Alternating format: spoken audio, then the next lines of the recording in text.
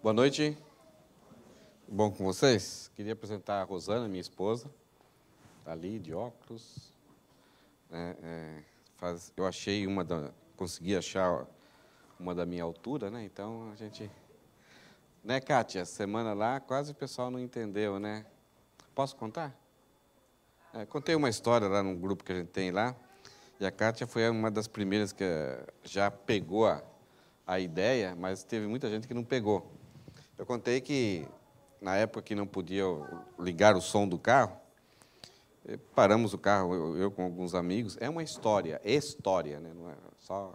Não é uma história, mas como se eu tivesse com alguns amigos, paramos o carro, não podia ligar o som do carro. E estávamos ali conversando, de repente a polícia chegou lá e falou: o que está acontecendo? Tudo bem com vocês? Aí, tudo legal, né? Tudo bom? A gente falou: não, tá tudo bem, só estamos batendo papo aqui e tal. Aí eu perguntei para o policial, né? Podemos ligar o som do carro? Aí o policial falou assim: se for baixinho, pode ligar. Eu fui lá e liguei, então. Ok?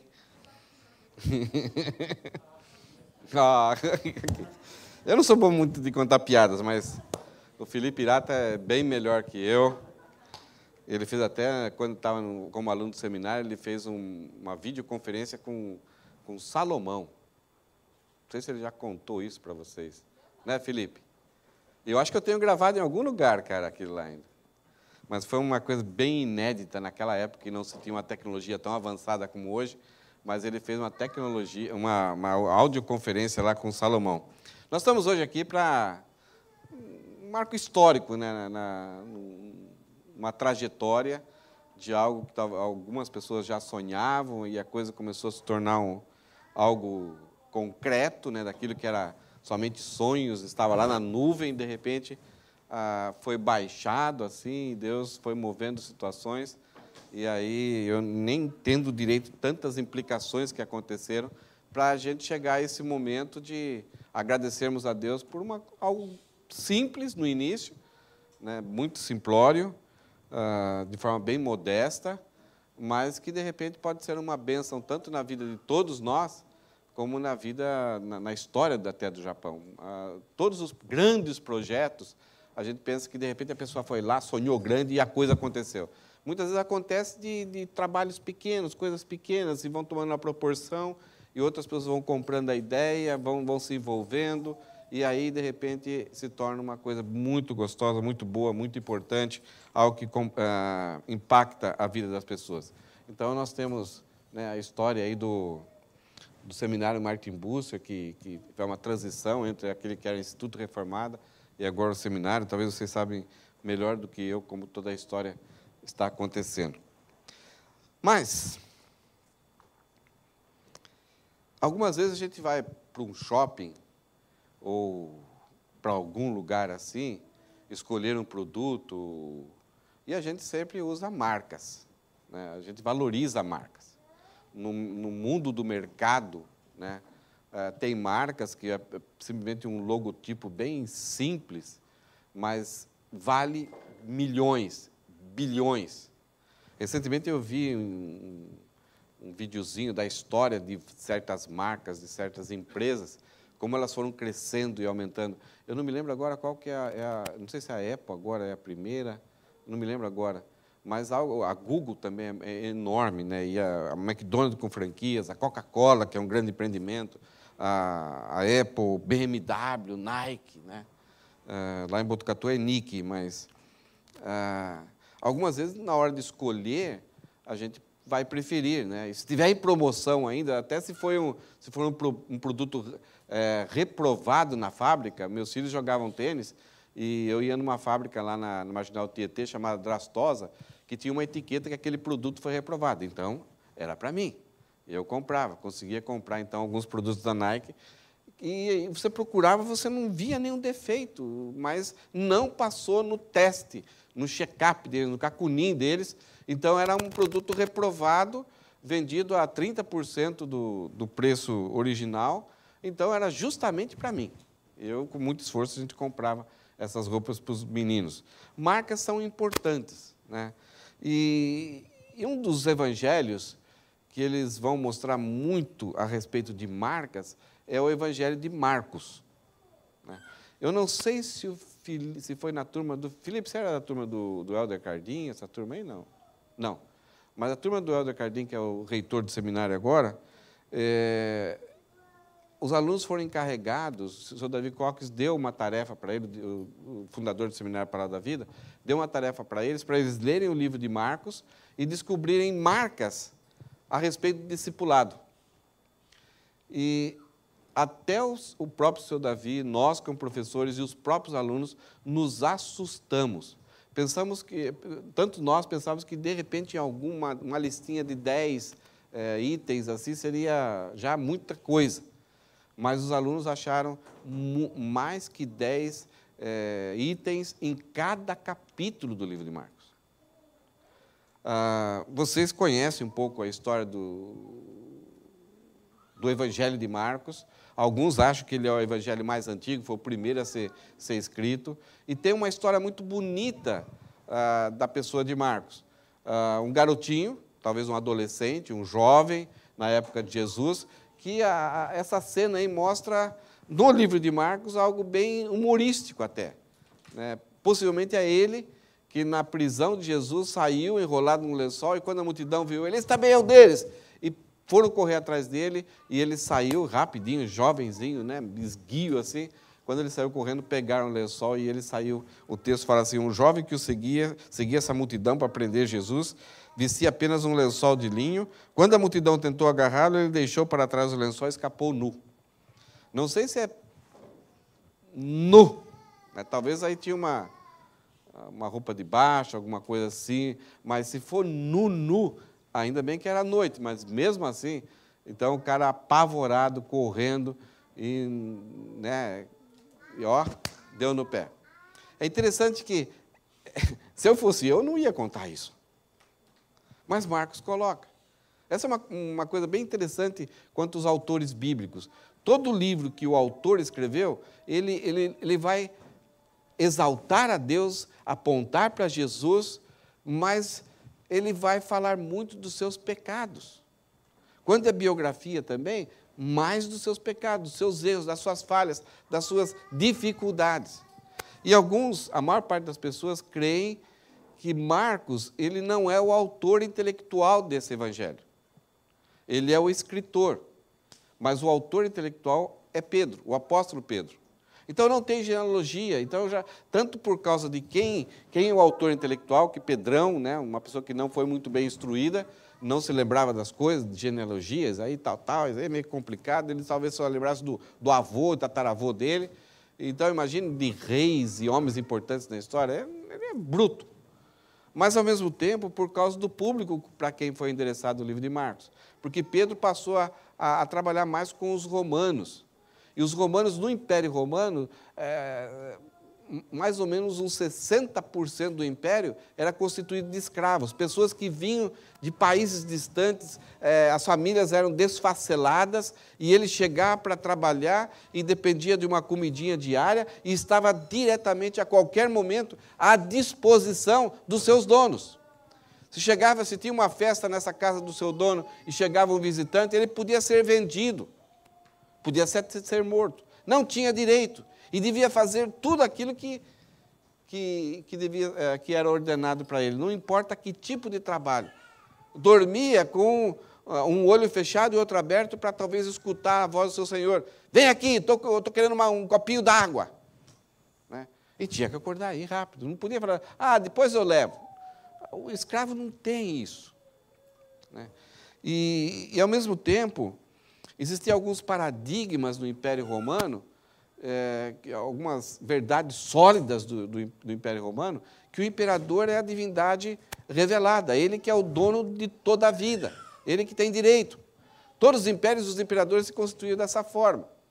Eles tinham poder sobre tudo, ninguém podia desobedecer.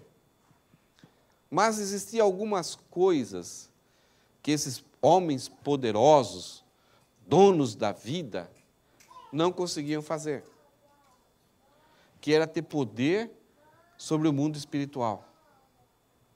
E não somente sobre o mundo espiritual, eles também acreditavam que a natureza era governada por esse mundo espiritual. Uma tempestade que acontecia por trás estava poderes espirituais. Também, esses imperadores, eles tinham um poder limitado, eles reconheciam e ficavam frustrados com isso, porque não conseguiam libertar as pessoas que eram oprimidas e atingidas por esse poder espiritual. E também sobre as doenças. E, consequentemente, sobre a morte.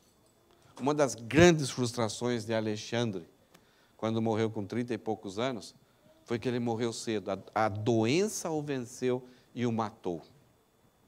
Eu estou me lembrando de alguma coisa que eu li a respeito do que ele fez no seu funeral, a respeito dos médicos, né? E alguma coisa que ele... Depois, talvez, alguém pode pesquisar certinho para mim não falar alguma coisa enganada. Mas ele deu uma ordem a respeito dos médicos por causa dessa frustração que ele teve. Eu acho que era para os médicos carregarem o caixão dele. Alguma coisa assim, para lembrarem que o homem não tem alguns poderes, algumas capacidades. Então, teve um imperador que ele queria andar sobre as águas. Então, ele colocou um navio do lado do outro. Era a forma que ele tinha que conseguir. Um outro imperador, os navios deles foram destruídos por uma tempestade. O que ele mandou fazer? 300 navios. Ele mandou dar 300 chicotadas no mar. Como se estivesse, então, punindo as entidades espirituais que estavam causando aquele transtorno. É interessante que o livro de Marcos, se você espremer o livro de Marcos, vai sair demônio para tudo quanto é lado. Demônios derrotados. Sem nenhuma... não conseguiu nem ter um embate com Jesus. Simplesmente Jesus, com uma, duas palavras, já mostrava o seu poder, não precisava fazer uma reza brava ali para ter autoridade. Com a sua palavra, ele exercia poder. Quanto à natureza, acalmava a tempestade, andava sobre as águas. Que homem é esse? Os imperadores, que se julgam tão donos do universo, não conseguem? Que homem é esse? E essa pergunta vai ser muito forte no livro de Marcos, constantemente. Quem é esse? Os próprios discípulos ficam apavorados, que no começo Jesus é simplesmente um mestre, um educador, um reformador da nação de Israel. Mas ao longo do tempo, eles vão descobrindo que ali está alguém muito diferente. E até que Pedro declara, e aí o centurião romano, quando vê Jesus sendo pendurado ali, à beira da morte, fala, verdadeiramente, este é o Filho de Deus. No livro de Marcos, então Marcos vai mostrar quais as marcas das pessoas que seguem, que são discípulos desse Jesus. Jesus está fazendo um grande povo, um grande exército. Como o imperador tem os seus súditos, aquelas pessoas que trabalham com ele, ele vai falar que Jesus está formando também instrumentos para o seu reino. E tem uma frase, volta um pouquinho lá. Essa frase está num livro, que acho que é Crise da Integridade. E eu tenho dificuldade de memorizar frases. Muitas vezes eu faço mensagem, faço as frases, e eu não consigo memorizar. Eu tenho que ler. Algumas vezes eu prefiro até colocar uma palavra, e mesmo assim eu não consigo. Até pregando eu tenho que voltar lá para me lembrar das palavras que eu escrevi. Mas essa palavra, não sei porquê, essa frase, que é até difícil, ela ficou marcada na minha mente. Eu não esqueço, não esqueci. Não sei se Deus é mais intenção de Deus do que a minha. Como se fosse um alerta para mim. Como se fosse uma advertência para mim. E para nós que trabalhamos no processo de discipulado, de fazer instrumentos para servirem a Deus. Olha o que fala essa frase. Sucesso percebível, isto é, o sucesso que dá para você mensurar, avaliar. Sucesso que você... sucesso ali, está acontecendo. Então, sucesso percebível, sem sucessivos, isso é, sem... muitas coisas, muitos depois deles, sucessivo, Sem sucesso percebível, sem sucessivos sucessores bem-sucedidos, é fracasso. Sucesso percebível, sem sucessivos, isto é, contínuo, sucessores, aquele que vem depois, bem-sucedidos, se isto é, não tiver, não reproduzido de forma correta, é fracasso. O Davi Merck sempre ele fala que o sucesso nosso como pais não será avaliado nos nossos filhos, será avaliado nos nossos netos. Porque se os nossos filhos foram bons, né, até copiando, sendo meio parecido, legalzinho, mas se eles não forem bons ao ponto de produzirem filhos legais, tementes a Deus, nós fracassamos com os nossos filhos. Então, o nosso sucesso vai ser aquilo que os nossos filhos vão conseguir reproduzir. Então, olhando para os nossos netos, a gente vai perceber, falhei, legal. Agora, Deus usa de anomalia, e Deus usa de misericórdia, e muitas vezes a gente estraga tudo, e ainda Deus nos dá uma graça enorme. Então, quanto a essa questão de marcas, vamos olhar o Evangelho de Marcos já desde o começo. Olha só que Marcos fala para a gente ter uma ideia do ambiente. Capítulo 1, versículo 1. Este é o princípio das boas novas. Em outras Bíblias as boas novas é chamado de Evangelho. Isso é, um país está em guerra, junto com o general, junto com o comandante, ficava um jovem rápido de esportes. Opa, caiu aqui. Um cara muito veloz, muito bom de corrida. E, de acordo com o que estava acontecendo na guerra, ele era enviado para o comandante para dar notícias para a população do reino. Se estava perdendo a batalha, ele saía correndo, ele era enviado, olha, arruma a mochila aí, pega o que tem de comida aí, dá no pé, que daqui a pouco o nosso exército está perdendo, daqui a pouco o exército inimigo vai chegar aqui, vai nos destruir, vai nos tornar escravos. Então, as sentinelas ficavam olhando para ver se esse homem, se esse jovem vinha correndo ou não. Era uma angústia, porque não se tinha meios de comunicação como se tem hoje. Se o exército estivesse ganhando, estava no fim da batalha, então eles também mandavam. Esse rapaz vinha lá correndo e avisava, olha, ganhamos, então prepare um churrasco, prepare o desfile de entrada dos nossos campeões. Eles ganharam. Essa pessoa, esse jovem que vinha, o povo esperava uma boa notícia. A guerra era terrível, era uma má notícia. Estamos em guerra, não sabemos se vamos ganhar ou não, talvez vamos perder. E aí sempre o ser humano pensa negativamente, né? Está lá, né? Aguardando. Então, quando esse jovem chegava com a notícia, ele trazia as boas novas, ele trazia o Evangelho. Mas a gente não consegue entender direito se Evangelho era simplesmente a mensagem que era trazida, que era levada, ou a própria pessoa, esse jovem, poderia ser chamado de Evangelho. É interessante que essa palavra é do grego, não tem nada a ver com o mundo bíblico, mas foi usada uma palavra do mundo secular para explicar aquilo que é a mensagem de salvação. Aquilo que é como que a mensagem de salvação chegou até nós. A mensagem de salvação não é uma ideia utópica de encorajamento. A mensagem de salvação é algo sólido, ela é uma pessoa. Então, a palavra evangelho, ela é tanto a mensagem a respeito de como Deus resolve o nosso problema, mas também é o próprio ser, é a própria pessoa de Jesus. Então, Marcos está falando aqui, este é o princípio das boas novas a respeito de Jesus Cristo.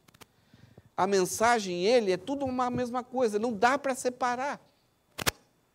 E ele fala de cara que ele é filho de Deus.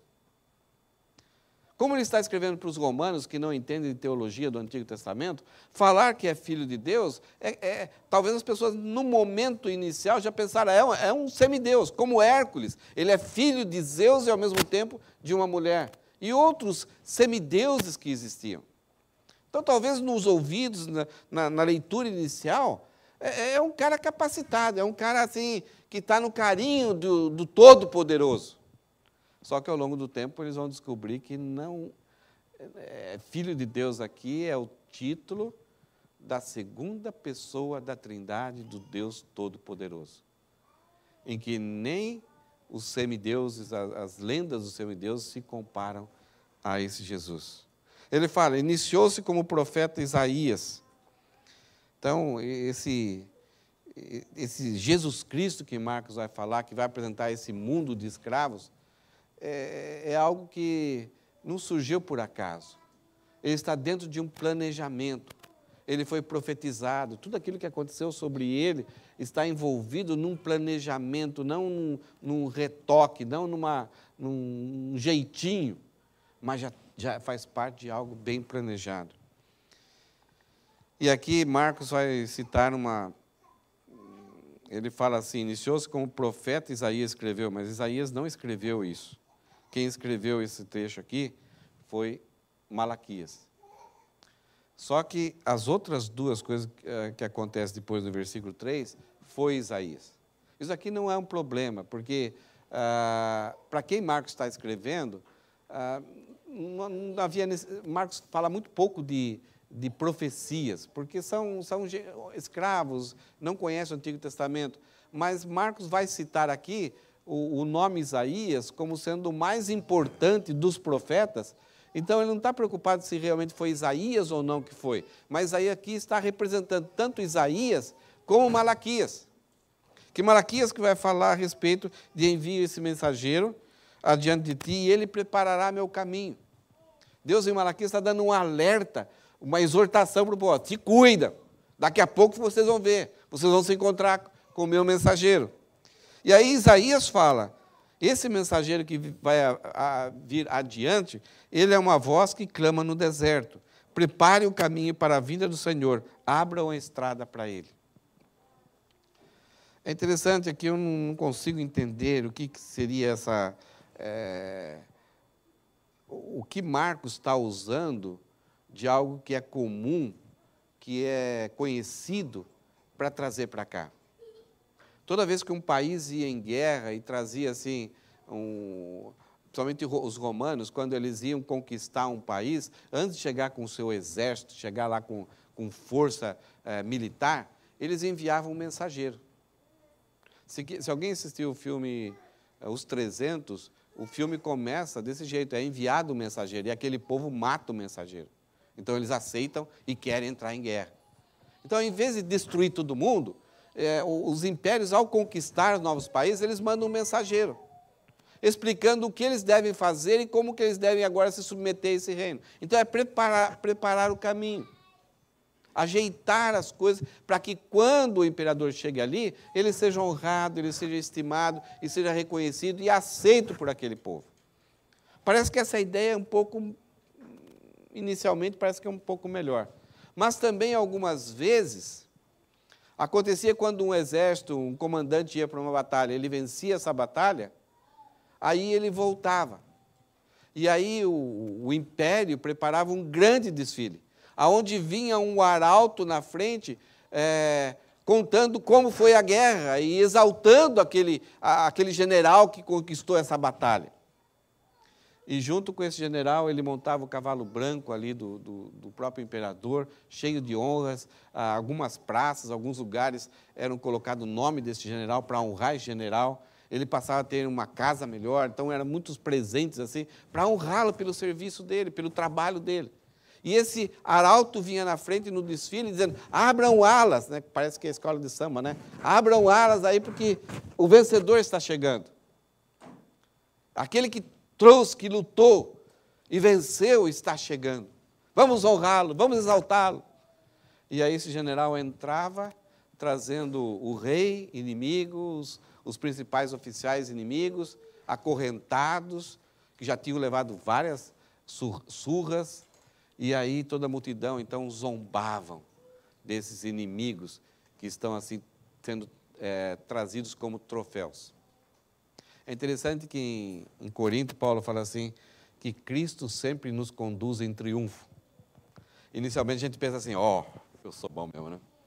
onde que eu vou, Deus? Não, o texto ali é que Cristo, nesse desfile, está nos conduzindo como pessoas que foram conquistadas. Por isso que nós somos desprezados. Essa ideia, Paulo dentro do argumento, falou, eu não tenho problema não que eu sou desprezado. Que bom que ele me conquistou, agora eu pertenço ao reino dele. Que bom que ele manda em mim, porque enquanto eu mandei, eu pisei na bola. Ok, só essa introdução de Marcos. Aí Marcos, ele vai falar a respeito daquilo que aconteceu, esse arauto que veio na frente de Jesus, que parece para Marcos, como se fosse um paradigma, o grande exemplo daquilo que vai acontecer em todo o livro de Marcos, que é fazer discípulos. Fazer novos instrumentos para servir a Jesus. Idênticos a Jesus, seguindo algumas marcas que esse mensageiro tem.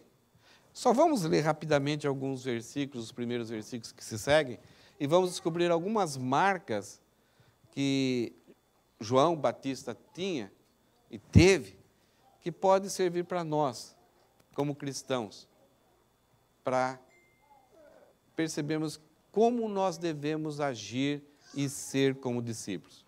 Por outro lado, pelo mesmo lado, não é nem por outro lado, mas como escola bíblica, né, como tanto uma igreja que tem a sua formação bíblica, quando nós nos levantamos para ensinar, nós nos levantamos para mudar vidas. E ao mudar vidas, aonde que nós queremos chegar com essas vidas?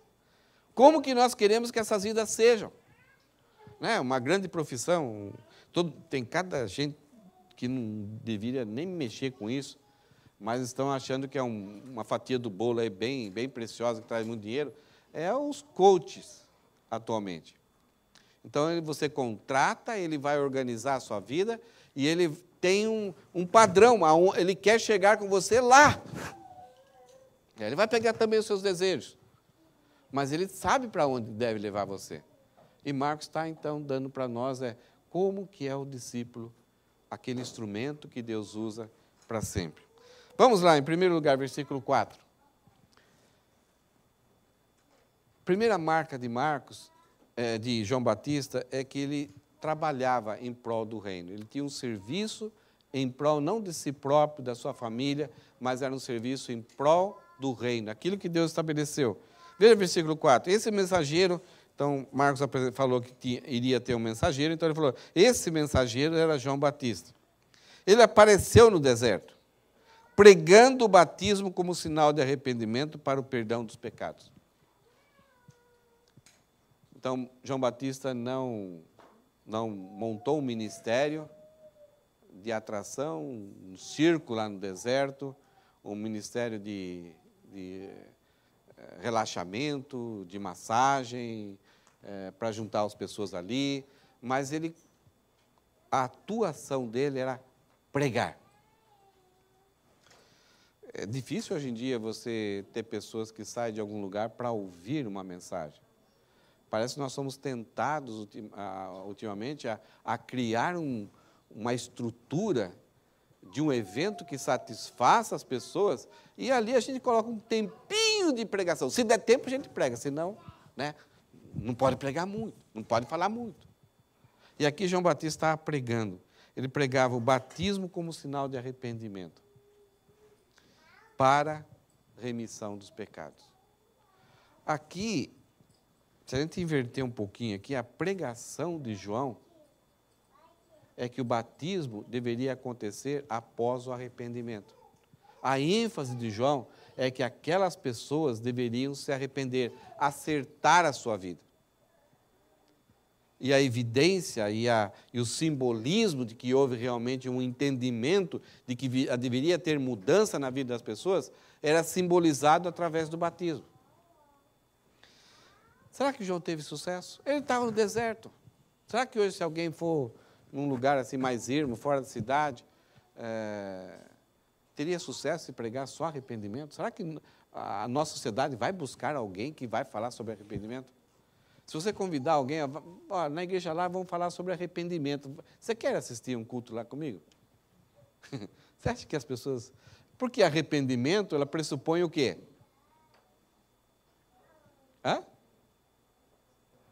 que tem alguma coisa errada. Precisa ser mudado. Nós não queremos mudar, nós queremos adicionar alguma coisa e acrescentar, desenvolver, crescer, né? Aumentar o meu potencial, habilitar o meu potencial para que ele seja mais efetivo, né? Agora, falar, não, você tem que parar e mudar, tem que seguir um outro caminho. Espera aí, eu não estou errado. Será que João Batista teve sucesso? Versículo 5. Gente de toda a Judéia. Esse todo aqui é uma hipérbole, né? Agora, a ideia aqui não era 2, 3 gatos pingados.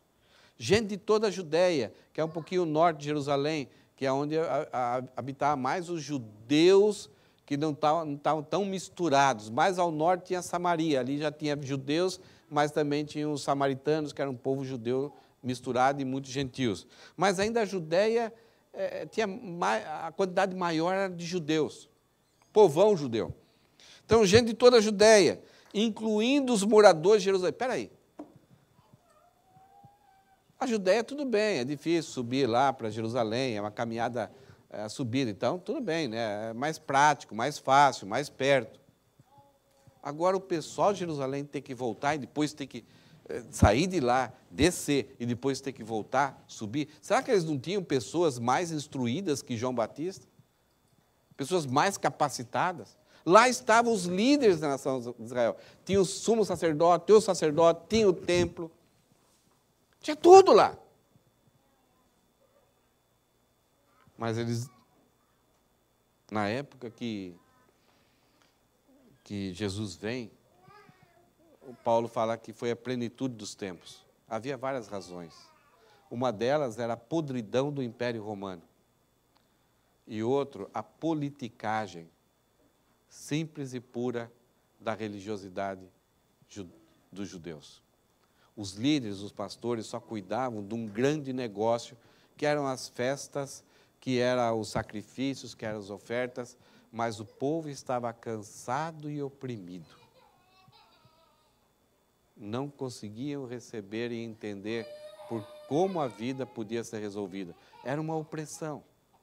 E essas pessoas de Jerusalém, elas estão em busca de algo que parece que tem um cara falando ali embaixo. Um comunica com o outro, e a ideia de gente de toda a Judéia, incluindo os moradores de Jerusalém, saía, essa ideia de um veio, quando ele volta, dois que vêm, e quando esses dois vieram, é 4 que vêm. Essa é a ideia da multiplicação. João estava sem fazer propaganda, sem folder, sem nada, por causa do seu conteúdo da mensagem, por causa daquilo que estava acontecendo com as pessoas, um processo de multiplicação, e cada dia mais as pessoas estão procurando João. Então, saía para ver e ouvir João. Não foi só uma campanha, um encontro. As pessoas estavam circulando. Para onde você vai? Eu vou ali. Falaram que tem um cara pregando aí, o cara que voltou saiu muito bem. E o texto fala, quando confessavam seus pecados, aqui a ideia, né, da sequência, ele os batizava no Rio Jordão. Sabe a coisa que estranha aqui? Que o judeu não se batizava. O batismo era para os prosélitos, aquelas pessoas que queriam entrar no judaísmo. Então, ele tinha que tomar um banho de corpo inteiro, aí ele tinha que se circuncidar, que também era... Primeiro era a circuncisão, os passos seguintes era a circuncisão, que era uma decisão traumática, principalmente para um adulto, e naquela época não tomava anestesia geral. Não sei se eles usavam alguma coisa anestesiante, mas é uma cirurgia que vai pelo menos uma semana causar, além de dor e sofrimento. Mas quando a pessoa entendia o benefício do judaísmo, o conhecimento que ele tinha dali, conhecendo Deus, a forma de culto, as alianças, as promessas e as bênçãos de pertencer, como prosélito, não era nem pertencer ao povo judeu, mas como prosélito, aderente ao povo judeu. Mesmo assim, ele aceitava essa situação. Então, o primeiro passo era a circuncisão, o segundo passo era ir e fazer uma oferta como sendo um pecador, reconhecendo o seu pecado, uma oferta para que ele reconhecesse diante de Deus que ele era pecador e Deus teria que expiar os pecados dele. E como prosélito, o terceiro passo era um batismo, representando que ele estava arrependido. Porque antes do batismo ele tinha que fazer 3 coisas. Ele tinha que confessar os seus pecados diante de Deus. Ele tinha que reconhecer os seus pecados diante dele mesmo. E ele tinha que confessar os seus pecados para as pessoas. E ao confessar esses pecados, não era só, desculpa aí, perdão, não é aquele jogo de futebol, assim, desculpa qualquer coisa aí, não é isso. É chegar lá e ressarcir. Publicamente e diante das pessoas que foram ofendidas. É interessante que na história dos evangelistas, eu já vi algumas histórias que eu tenho até dificuldade de acreditar. Porque o pessoal fala que evangelista é meio evangelástico. Aumenta um pouquinho. Né? 3 pessoas se converteram a quase 50. Quase 50, falta um pouquinho mais. Né? Então, os evangelistas, algumas vezes, eles têm não falam mentira, mas acrescentam. Mas tem algumas histórias, principalmente sobre Billy Graham, sobre alguns outros evangelistas, que é assustador. E quando eles iam em algumas cidades pequenas, depois que eles iam embora, as pessoas que tinham dívidas, que o credor já tinha jogado o caderno embora, já fazia anos e anos, mas aquelas pessoas chegam, eu não sei se você se lembra, mas eu não paguei aquela conta. Eu vim aqui, eu quero acertar. Né? Pessoas confessando. A cidade tinha uma mudança. O índice de consumo de bebida alcoólica diminuía, assim, drasticamente. Bíblias eram vendidas e pessoas começavam divórcios que estavam em andamento, de repente eram cancelados o processo. Em vários lugares onde certos evangelistas dos Estados Unidos, então, tem esses relatos. Algumas pessoas tentaram fazer essas biografias assim de forma maldosa, e quando descobriram os benefícios que esses evangelistas causavam aonde eles iam. E João Batista está fazendo isso. As pessoas estão confessando seus pecados. A ideia de confessar aqui não é somente falar. A ideia é concordar que isso é pecado e eu tenho que resolver. O que eu fiz está errado. Então a pessoa passava a resolver. E por causa desse acerto, dessa situação, que era visível, era real, era uma testemunha ocular, as pessoas olhavam e entendiam isso, João batizava. Por isso que em alguns outros evangelhos, tem pessoas que querem, a impressão que eu tenho, parece que queriam chegar para João, eu vim aqui acertar minha vida, vim tomar um banhinho aí, né? Que aí, tipo, algumas religiões têm, né? Fazer alguns rituais aí agora minha vida vai acertar. Pessoas estavam enganadas também, pensando que ir lá para João, talvez mergulhar e João dar aquele banho, agora minha vida vai ser um mar de rosas. E aí o que João fala para eles? Raça de víboras, produzir frutos dignos de arrependimento.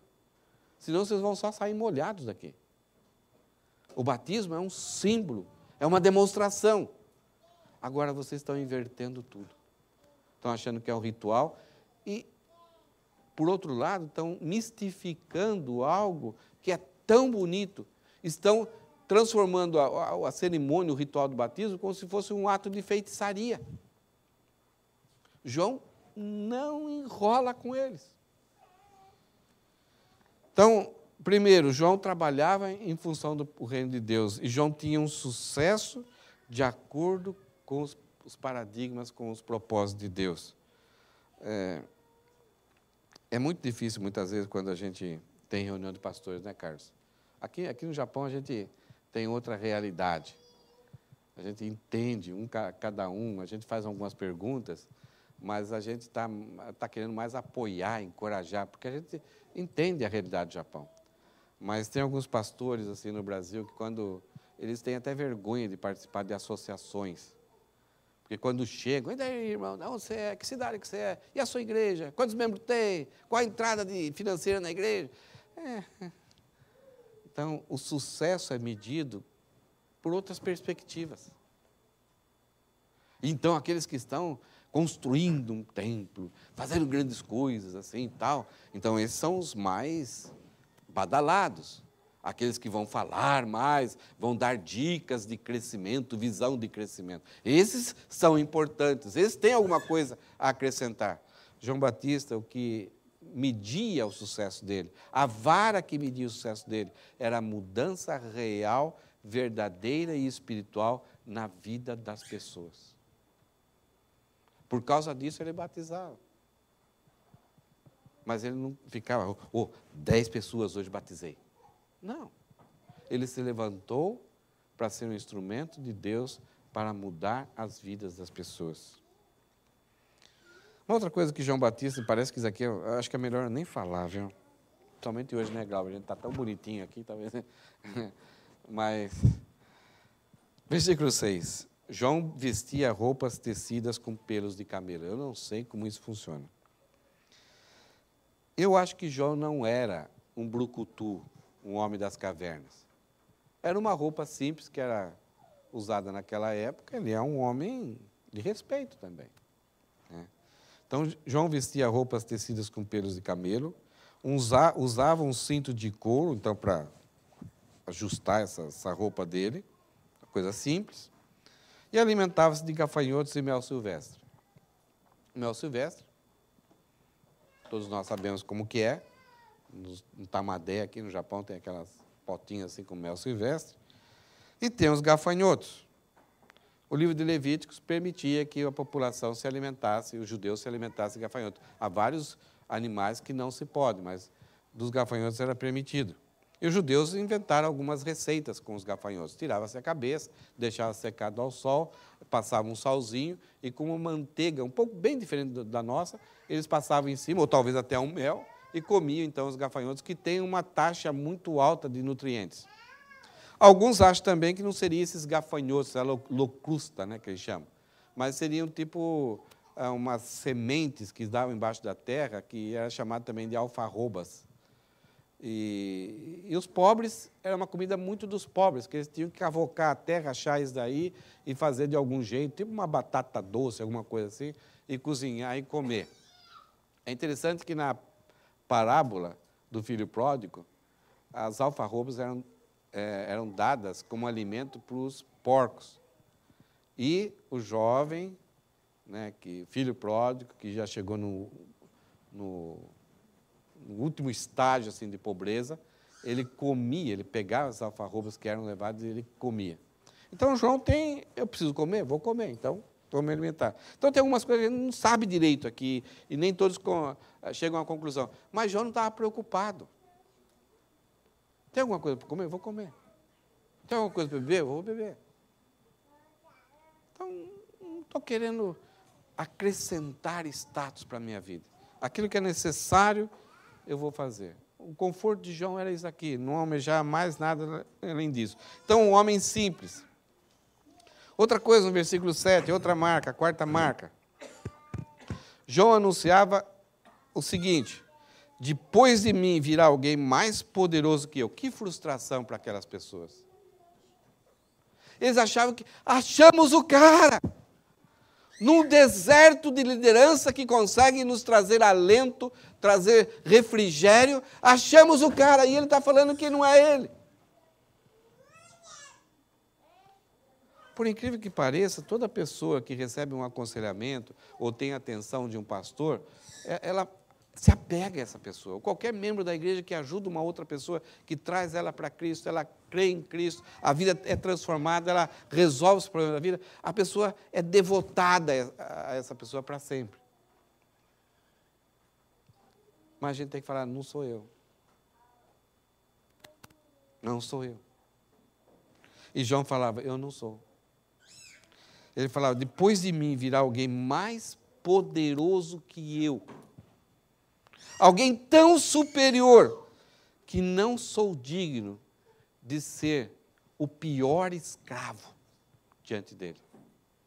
Quando alguém entrava numa casa, os escravos, eles tinham que ir lá desatar as sandálias, lavar e passar até perfumar, porque eles, ao comer nas casas, eles deitavam quase um sobre o outro assim, e o pezão da pessoa ficava bem na sua fuça assim.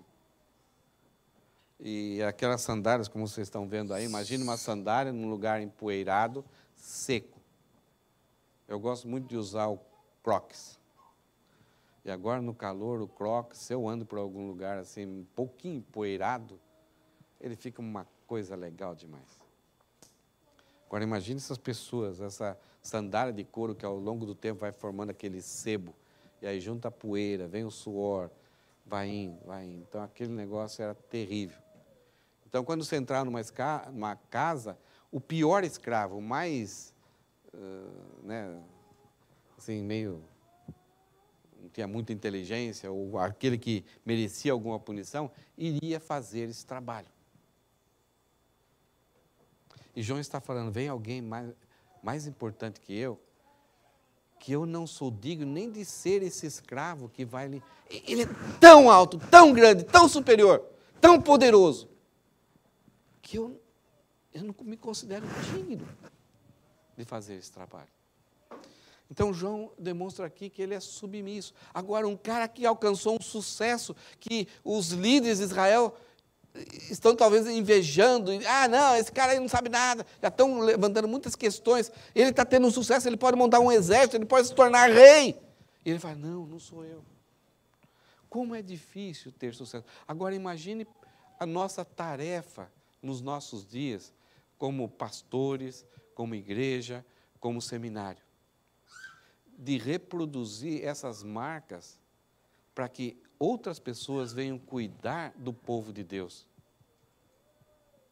Quais são as marcas que a gente viu até agora? Que trabalhem para o reino, que tenham sucesso conforme o plano de Deus, que tenham uma simplicidade pessoal e que sejam submissos a Deus. Eu tenho alunos do seminário, que eu tive o privilégio, o Felipe foi um deles, mas tem alunos, você tem colega também, né, Felipe? Que os caras estão estourando a boca do balão. Os caras estão fazendo coisas assim maravilhosas. Fantástico. Tiago Mates, lá perto de Campinas, uma igreja bem poucos anos, assim, explodindo, muitos membros. Sucesso! E a gente sabe que ao preparar o povo de Deus, possivelmente nós vamos estar sem querer e sem visualizar, talvez ajudando essas pessoas a serem alguém que vai ser um sucesso estrondoso, vai conseguir produzir uma igreja grande e tal. O grande perigo. Será que ao serem aquilo, eles vão estar ainda tendo essa consideração de que Jesus Cristo é o cara e eles não são dignos de desatar a sandália? Ou, de repente, por causa, no futuro, do sucesso que eles têm, falam assim, Jesus, pode deixar comigo, pode tirar umas férias que eu sou o cara. Pode deixar, olha, por favor, não venha atrapalhar aqui que o negócio está dando certo. A minha visão, a minha estratégia, as minhas palavras, a minha sabedoria. Olha, Jesus, aonde que... acho que até o senhor errou nas fórmulas e eu estou seguindo o meu caminho. Percebe o perigo que nós, como igreja, como seminário, temos de se não atentar para desenvolver essas marcas? E a última, versículo 8. João falou assim, eu os batizo com água, mas ele, Jesus, os batizará com o Espírito Santo.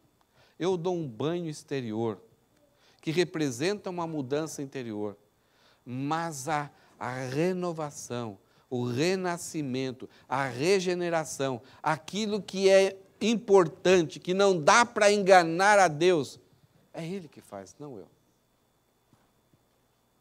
Eu só dou um banho. Vocês vão sair molhadinhos daqui. Agora, se vocês estão fingindo que vocês se arrependeram, vocês podem me enganar, eu posso até batizar e posso até ficar contente com vocês e dar um grande abraço. Mas o Espírito Santo, o colocar o Espírito Santo é Jesus que faz, selando vocês para o destino eterno. Nenhum homem tem essa capacidade, a não ser Jesus. Não é uma fórmula de uma igreja, não é uma série de palestras, mas é a pessoa chegar diante de Jesus pela graça, mediante a fé, e ter esse acesso através que só Jesus Cristo pode fazer. Só pelos méritos dele. O que nós vimos hoje, então, essas 5 marcas que parece que é um padrão que vai acontecer no livro de Marcos. Aquele que é instrumento útil, aquele servo útil, tem uma vida marcada por serviço em prol do reino.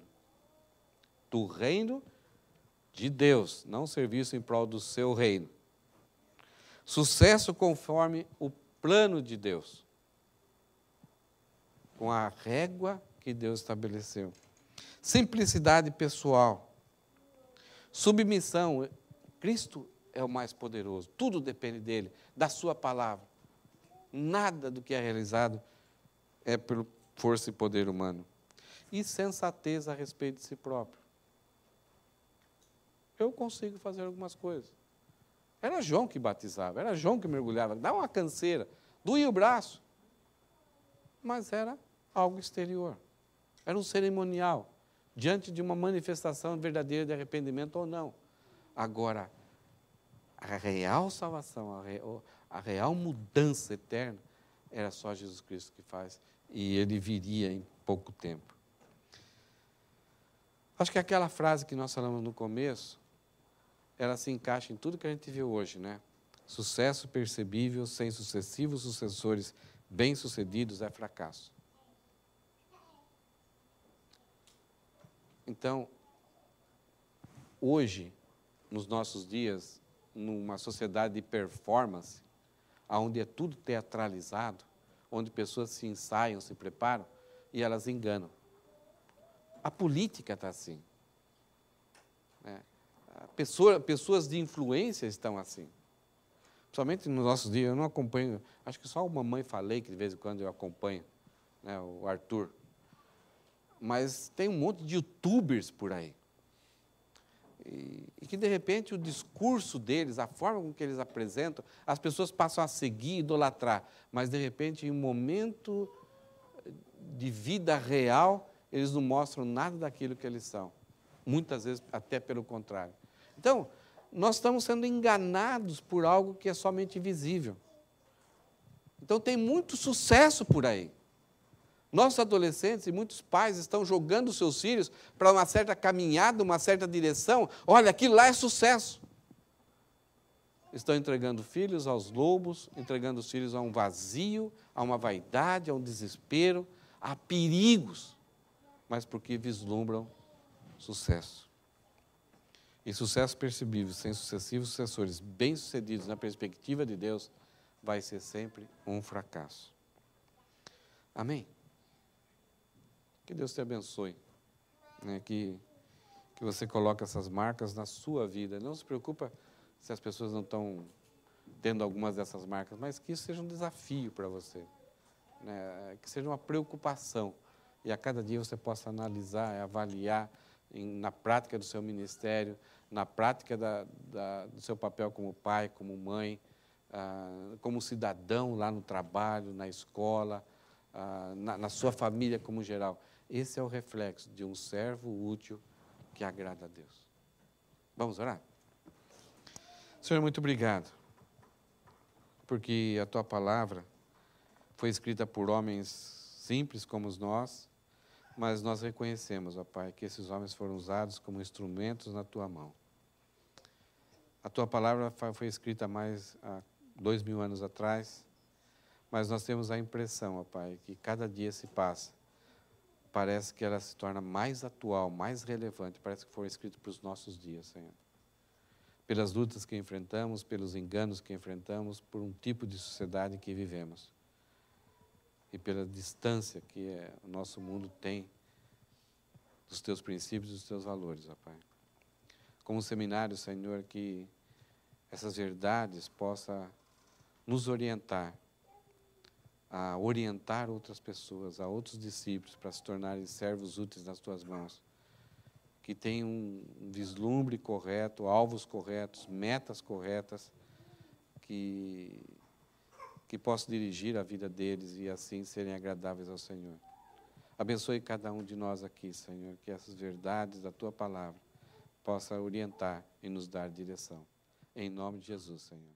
Amém.